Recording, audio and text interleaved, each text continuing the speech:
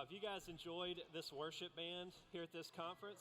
They've been amazing. Y'all have done a fantastic job. Will y'all help me appreciate them? You've done a wonderful job leading us in worship these past few days. This has been, I just found out, this is kind of a composite band. And I said, man, they've been playing together like they've been playing together for years. And so you guys are fantastic. Thank you so much for leading us these past few days at this conference. It's been awesome.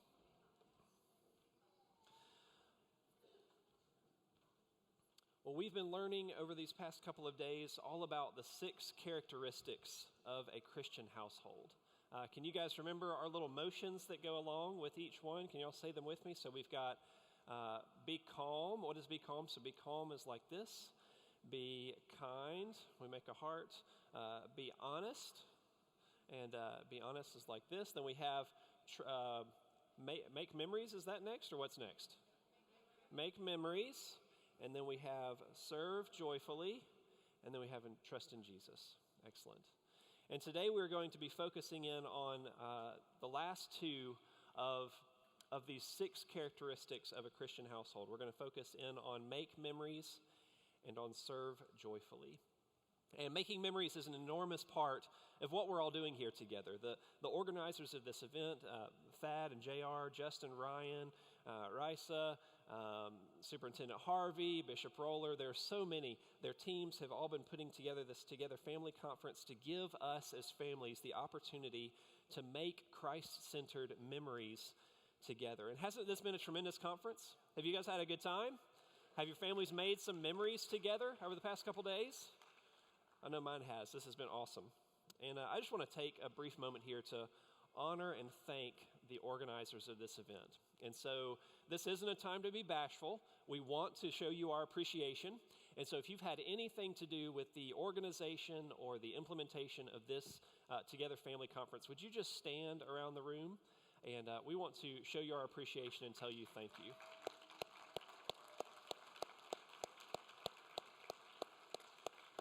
And inevitably at an event like this, about half of the people who helped make it possible are behind the scenes running around still doing things to make it possible. And so I hope you guys heard the hand claps because it was for you guys as well. Well, one of the 6 characteristics of a Christian household is make memories. Make memories. And the truth is, memory making is costly. It doesn't have to cost a lot of money, but it often does. Memory making certainly costs time. It costs effort to make memories together. It takes a significant investment of thought and planning and creativity and attentiveness to make memories together. This past year was my daughter Emma's golden birthday. I don't know if you guys celebrate golden birthdays in your family, but your golden birthday is the year you're turning that matches the date you were born. Okay, so my daughter Emma turned 9 this past December on December 9th. So that was her golden birthday. My birthday's March 12th, so when I turned 12, that was my golden birthday. And months before her birthday, she said to me, for my golden birthday this year, I'd love to go to Disney World. Can we all go to Disney World for my golden birthday? And I said, oh, sweetheart, I don't think we can do that. We already had a big family trip planned in August that was going to cost a lot of money, and I thought, I don't see that happening. You know, we'll do something else special for your birthday, though. And she was disappointed but understood. And a few months later, not in a complaining kind of a way, not in a pestering kind of way, she said, Dad, I'd really like to go to Disney World for my golden birthday. Is it possible? And again, I said, sweetheart, we just had this big vacation together in August. We can't really afford to do it. And a few days later, my wife Diana said to me, what if just the 2 of you go? I know all 6 of us can't go again, but what if just the 2 of you go? So we talked about that. I crunched some numbers, made a little budget, and I thought, wow, okay, buying tickets for Disney for 2 people is way cheaper than buying for 6. And we live driving distance, so we could drive down, spend the day, spend the night, and drive back. It was December, and so I still had a few vacation days left in the year, and so I thought, let's do it. And so Emma and I hopped in the car on a Monday or Tuesday, drove down to Orlando from Georgia, spent the night, got up first thing the next morning, spent the entire day in the Magic Kingdom, got a few photos here. Yeah, she drove us down for the trip, so she's a good little driver. And we had a wonderful day making memories together on her golden birthday in the Magic Kingdom, just the 2 of us. spent the night again, drove back the next day. And so making memories is costly, but it's worth it. Making memories is costly, but it is so worth it. You know, the memories I got to make with her that day mean so much more to me, and they're so much more valuable to me than the money I spent to get us there, than the planning it took to get there, than a couple of vacation days I had to take to go there. And really, you guys are already modeling this. You know, it's a Monday. Yesterday was Monday. It's Tuesday. All of you've taken time off of work. All of you've, maybe spent a couple of vacation days. You've spent some money. You spent the time and effort to pack your bags to come and to make these memories together. And I hope you have felt this time, but then every time you do that for your family, that you experience the worth of it, the value of it, that making memories is costly in time and money and effort and planning, but that it is so, so worth it.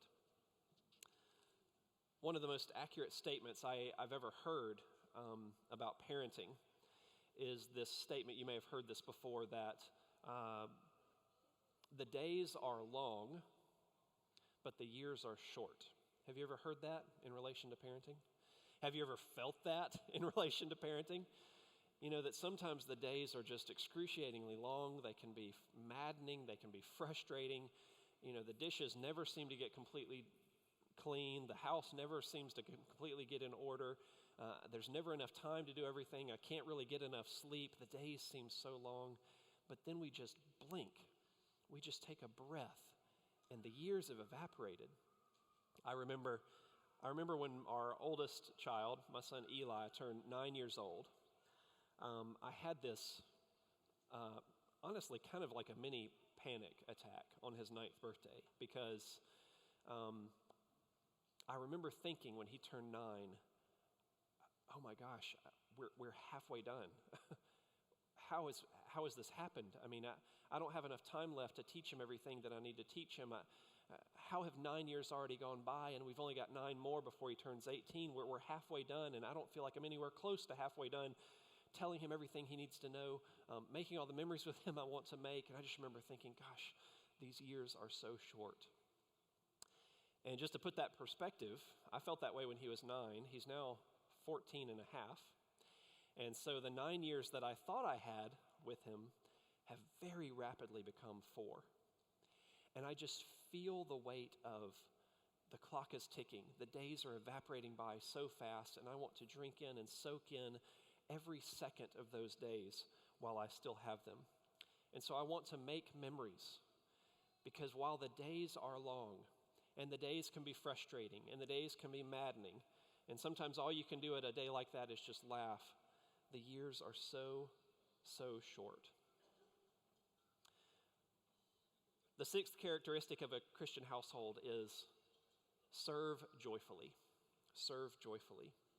And this morning, I'd like to submit to you that these two characteristics actually go very well together. Make memories and serve joyfully make a wonderful pair. Deep, deep relationships are forged through the fires of service and adversity together. So if you're an adult in the room, think back on your own childhoods. Think back on your own teenage years and some of the experience you've had.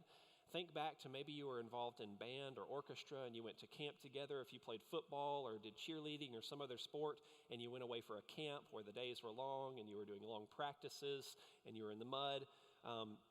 Think back to youth retreats you've been on where the bus broke down or you didn't have enough money and you borrowed money from each other so you could all have some fries and a burger en route to the trip. Think back to mission trips you've been on and other experiences you've had where you walked through something difficult with a team of people. Think about the brotherhood that is formed among a group of soldiers who go through basic training together, or who serve in an overseas deployment together. They are brothers for life when they go through something like that together. Think of the bonds that are formed between people who experience hardship or who overcome adversities and tragedies together. My family served on board a hospital ship that covered the coast of Africa for 5 years. It was with an organization called Mercy Ships. There's a picture of our crew up here when we were in Madagascar. And here's your Where's Waldo moment. That's a little That's a little plug to something coming your way in just a few minutes. But our family's in the bottom, kind of the left-hand side over there. And we served on the ship for 5 years together as a family. And when we were going to the Mercy Ship's headquarters in 2012 to do a 6 weeks orientation program to prepare to join the ship in Africa, my wife and I, Diana, we had to complete a 5-day basic safety training course, or BST is what we called it, BST. The very first thing we did when we joined Mercy Ships. And so basic safety training, it's a thing that's required for anyone who's going to serve in a maritime position. If you're going to work on a vessel, you're required by law to take this 40-hour course where you're trained in firefighting, crowd management, ship evacuation, survival swimming, inflatable watercraft, rescue, advanced first aid, and CPR. It's a comprehensive 5-day life-saving course that everyone who's going to live on a ship has to take. And so here we are, Diana and I, we're in this orientation program with 45 complete strangers from around the world. We literally met them the day we showed up for BST. And within 2 days, we are literally pulling each other out of burning buildings and pulling each other up out of a pool into these rescue rafts. We're practicing life-saving techniques on each other within 2 days of the start of this course together. Now, I've been in youth ministry for a long time. I did 12 years of youth ministry before we went overseas into missions. And so I've done a lot of team building activities in my life. Raise your hand if you've ever done a team building or a trust building, a trust fall or anything kind of like that. Well, I talk about BST, basic safety training, it was like team building on steroids, because it's like, hey, you just met this person, now pull them out of a burning building. Hey, you just met this complete stranger, now rescue them into this inflatable raft.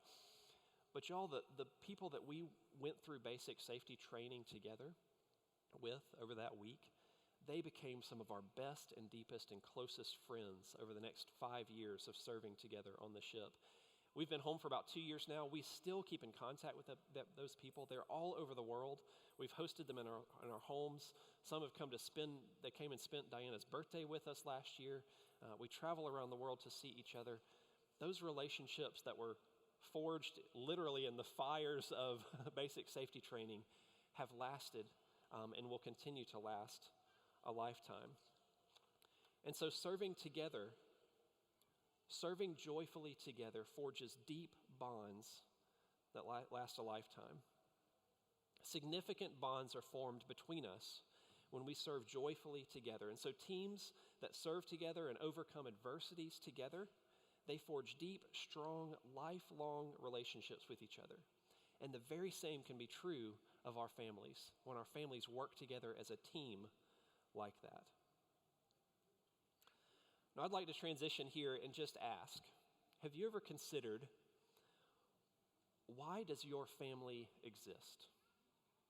Have you ever asked yourself that question? Why does my family exist? I mean, for most of us, our families exist because we fell in love with someone in high school or college or sometime later in adulthood, and we got married, and then we had children, right? I mean, that's why our family exists. It happened to us, kind of. But why? For what divine purpose did you and you meet each other and fall in love and get engaged and get married and begin to have kids? I could ask the same question for your children. If I were to ask you why you have children, what would you say? I mean, our normal legitimate answers would be things like, well, we wanted kids, or we felt the time was right, or we were surprised by children. I mean, those are all legitimate answers. But think about it from God's point of view. I mean, He made them, right? He made your kids, and He brought them into your specific family, whether it was through birth or adoption or some other means. Why? For what purpose did God do that? In Lewis Carroll's classic children's book, Alice in Wonderland, Alice comes to a fork in the road, and there at the fork in the road, she sees the Cheshire Cat up in the tree. Do you guys remember this? And she's kind of lost. She doesn't know which direction to go on this fork, and so she looks up at the cat who's lounging in the tree, as cats do, and she says, "Would you tell me, please, which way I ought to go from here?" asked Alice. "Well, that depends a good deal on where you want to go," said the cat. "I don't much care where," said Alice. then it doesn't matter which way you go, said the cat. See, a purposeless family is a bit like a ship bobbing around in the ocean without a rudder, without something to guide your family, to give you direction, something to guide your decisions, to guide your expenditures, to guide your schedule and how you spend your time, to guide your approach to discipline, to guide everything in your family's life. Purpose gives our families direction. And see, if we look into the life of Jesus, we can see that his life had clear purpose and that it guided everything that he did. I'm going to look for a moment in Mark chapter 1. And if you have a Bible you want to look with me, you can. If not, you can just listen to this story from Mark chapter 1, starting in verse 29. It said, as soon as they left the synagogue, they went with James and John to the home of Simon and Andrew. Simon's mother-in-law was in bed with a fever, and they told Jesus about her. So get the picture. They left the synagogue. They've been at church. Now it's time for lunch, so they all got in the car, and they're heading to lunch. I'm advancing, I'm putting it into modern language for us. But on the way there, they say, hey, Simon's mother is in bed sick, Jesus.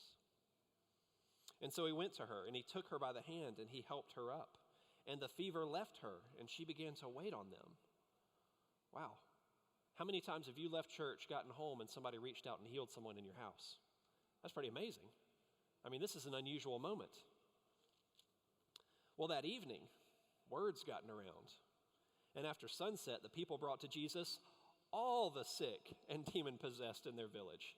Hey, did you hear what Jesus did over at Peter's house? Hey, did you hear what he did for Simon's mother-in-law? Hey, let's go see this guy. You've got a sick person? Bring him. Come on, let's go see what he can do. And so the whole town gathered at the door, and Jesus healed many who had various diseases. He drove out many demons, and he would not let them speak because they knew who he was. I mean, this is quite a Sunday. This is quite a day after synagogue. You heard the story of the guy across town who healed somebody's mother-in-law. Now you've gone to the house, you've seen him do it yourself. You know a friend who else's friend that he healed. I mean, this is amazing.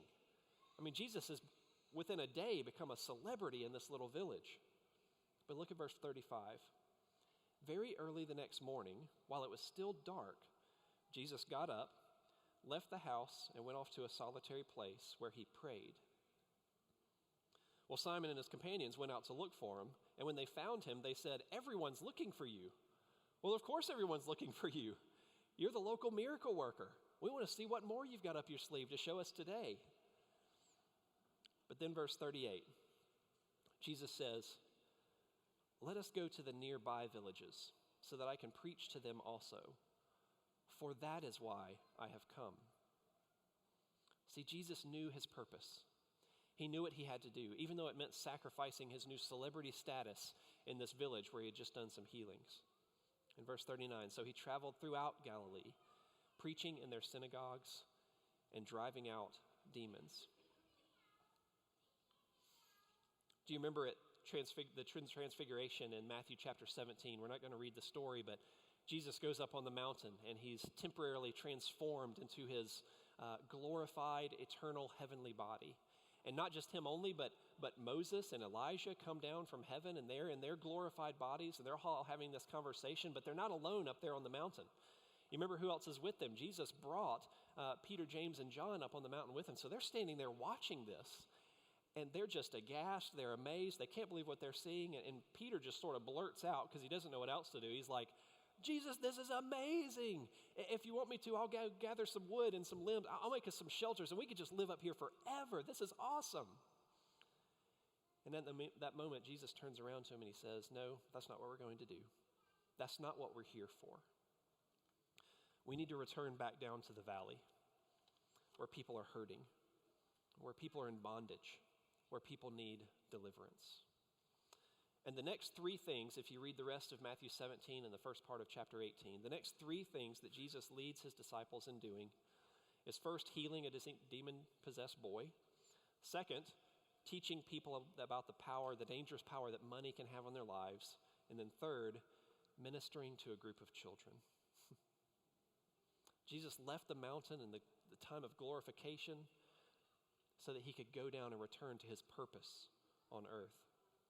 And in the days leading up to Jesus' arrest and crucifixion, in Luke chapter 9, verse 51, it says that he was determined to go to Jerusalem. As the time drew near for him to ascend to heaven, Jesus resolutely set out for Jerusalem. This is a man with a mission, and his life has direction, and he's saying no to other things so that he can say yes to the main thing. Luke goes on in chapter 13 to say that Jesus went through the towns and villages, and he was teaching as he went, but he was always pressing on toward Jerusalem. He had a clear purpose that defined for him his decisions, his direction, how he spent his money, who he spent his time with. And we can learn from his example about how we do that in our families and how we seek our God-given purpose as a family on this earth. My wife was doing her devotion last week. Caroline, I'll ask you to come on up. My wife was doing her devotion last week on the YouVersion app. I don't know if you use that, but there's tons of devotions on there that are really outstanding. And she was doing just a short 3-day devotion. And in it, she came across this one called Why I Didn't Rebel. It's written by a 22-year-old young woman named Rebecca Lindenbach. And Lindenbach set out to interview a number of her peers who, like her, did not rebel after high school, rebel against her parents or her religion, that sort of thing. And she also spent some time studying the latest research in psychology and social science on the subject. And I've invited my daughter, Caroline, she's almost 13. She's going to come up and read for you one of the key discoveries that Lindenbach made in her interviews and her research. Is your family a team or a club? Meet the Smiths. The Smiths were the perfect family. Their kids were crazy about youth group, and the parents helped run it, and their daughters volunteered in the nursery while the boys played on the worship team multiple times a month. All 4 kids were polite and friendly, and the adults in the church gushed about the Smiths' parenting success. But when the Smiths hit adult years, they just stalled. The oldest son kept living at home well into his 20s, and the next one down went to university but just coasted by. The girls became more and more obsessed with pop culture and cute boys, and none of them seemed particularly interested in becoming adults. After a few years, only one of them continued to be involved in church. The majority of my research for the book, Why I Didn't Rebel, was focused on the difference between teens who rebelled and those who didn't. But this family was in the back of my mind, because although the kids didn't get into anything bad in high school, they also didn't ever grow up. Looking at their family and the others like them, I noticed a pattern. Families act either as teams or clubs. In a club, the main goal is to have fun and help other people feel as if they belong. You're with a bunch of like-minded people who boost each other's self-confidence, but it doesn't go any farther than that. A team, on the other hand, has a strong sense of identity as a group, and not because they want people to belong, but because they're part of a bigger purpose. Clubs are about belonging, but teams are about accomplishing a goal. Too many families and churches act as clubs. They're looking to support each other, but they don't seem to have a goal outside of making their club more fun. Maybe the reason so many kids leave their faith is that church and families were more like clubs. Youth group and conferences were exciting, but they weren't something to base their entire lives around because they didn't seem to have a broader purpose other than perpetuating itself. Families were places that felt safe, but it didn't seem to make a difference outside the walls of the house. That's the problem with clubs. Clubs benefit the people in the club, but not so much the people out of them. So ask yourself today, is my family a team or do we act more like a club? Thank you, Caroline. And so Lindenbach's research revealed for her this common attribute she found among teens that didn't rebel after high school.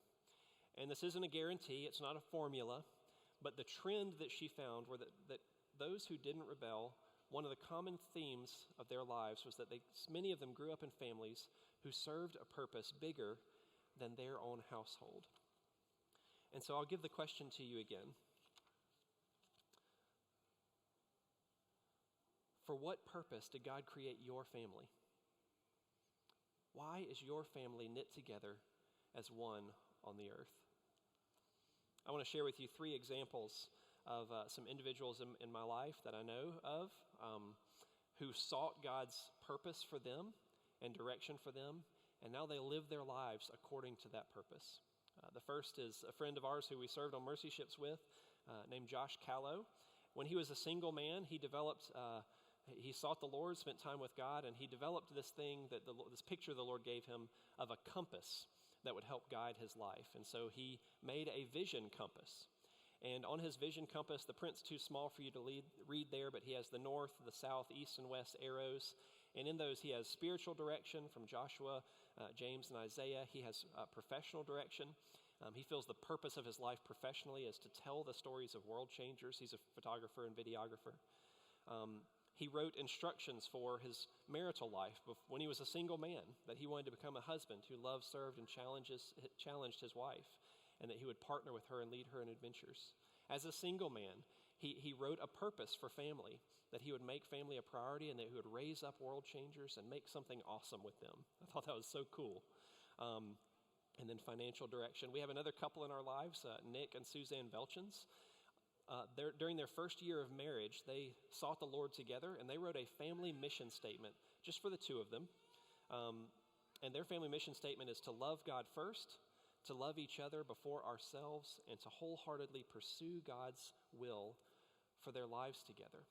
And then what they did is they took that mission statement and they actually kind of composed a document as a couple, where they took each phrase, each word in that mission statement, explained what it would mean for them and how it would guide them with connecting Bible verses. And this is cool. They've been married for 5 years. Every year on their anniversary, they revisit this mission statement to sort of evaluate how did we do last year and what are we going to modify and update and change for ourselves for this coming year. Lastly, I want to share with you something that our family has done. About 13 years ago, Diana and I created a family crest together for our family. I researched Irish and Scottish heritage. I looked for a Cash family seal or crest. I couldn't really find one, so we just decided to make our own. And so we created a shield, and each of the items in the shield has a meaning and a purpose for our lives. We even came up with a family motto, Obsequium Fide, which means the obedience that results from faith.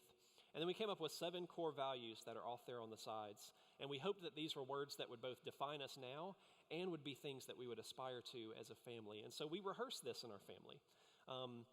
When we do our family devotions from time to time, we'll just say, what does it mean to be a Cash? And then together as a family, we'll recite these words, that a Cash is considerate, temperate, resourceful, and gracious. A Cash lives with integrity, simplicity, and excellence. Cashes trust in the Lord and obey his word. And so it's sort of like hitting a bit of a reset button for us. Why do we exist? What are we for? What is our God-given purpose as a family? And so on your sheets here, you'll see down in the bottom left-hand corner, there's a little image of a crest there, and it's blank. And there's an opportunity for you to begin to dream a bit as a family. If you were to create a crest, or if the Lord was to give you some type of an image or a metaphor for what your purpose in this world as a family is. Josh's was a compass. I've seen one person who had an anchor was the image that God gave them. Ours, if we go back to the slide there, our God-given purpose we see as the hand reaching down, is that we are to be helpers, that our family is there to help. And so that was the image that we came up with. What image would God give you for your family? We're going to take a few minutes around the tables.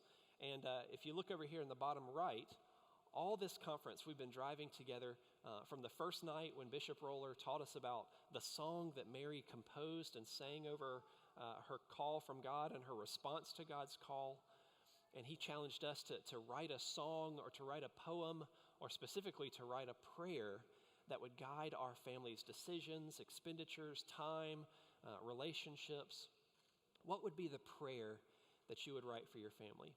And so if you've ever done a Mad Lib, that fun game where you fill in the blank with adjectives and nouns and adverbs and give me a number between 1 and 100 and tell me a color, well, this is sort of like a meaningful Mad Lib for your family. And so you can pull things that you've learned from section 1, that together we are becoming a family who is learning to be calm, be kind, and be honest. From section 2, together we are trusting in Jesus, for the Lord our God is with us. And then section 3, that our family is talking about making memories and serving joyfully together. There's some places there in the prayer to fill in the blanks. And so we're going to take the next few minutes around our tables with our families to dream a bit about what picture or image could represent our family's purpose in this world, and then to begin to fill in this blank with our family prayer.